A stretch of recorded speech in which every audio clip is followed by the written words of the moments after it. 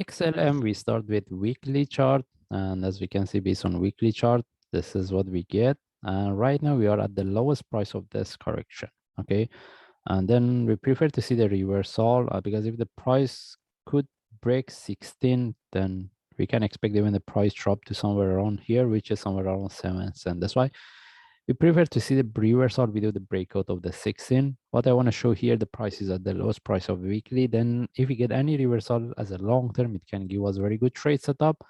But as we can see based on daily chart first, the price is almost like the lowest price, which is the previous low. When I say the lowest price, I didn't mean about this 17. I mean about the, I was referring to the 19, all right?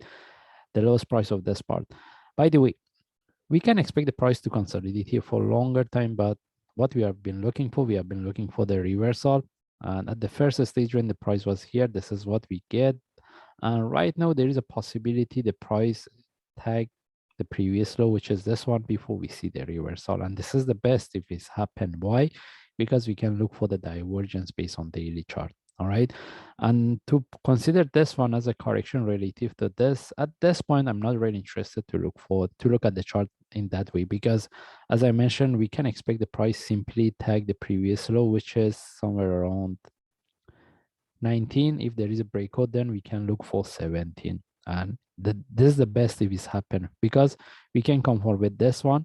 If we can conform with the divergence, then from there, any reversal, it can give us better opportunity to look for buy. By the way, based on daily chart, we don't have any trade setup. And even if you move to forward chart, if you put this low relative to the previous one, we see we have a divergence. Even based on MACD, still we can consider as a divergence. All right.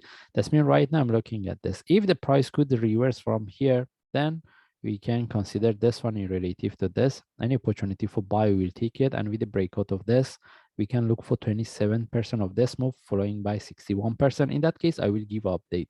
But right now I'm looking at this part, following by divergence. We want to see whether we can get the reversal. If we get as a sharp move, we can look for buy, but the buy is a short term and within this correction. But at this point, I don't see any trade setup. That's mean if we get that opportunity, I will give update. And if I move to 1 hour chart, first, if we refer to the indicators, we see we have a divergence. That's mean if you want us to look for buy, having a trip above here or above this can be an option by having a stop loss below this in case the price reverses as a sharp move, not the corrective move. It's not really good strategy to look for buy by having entry above this. Then it depends on the traders and what's the risk and reward they're looking for. But this is what, at this point, this is how we can look for trade. That's why I mentioned we don't have really good trade setup. I want to see what will happen from here, whether the price can reverse or we see the continuation.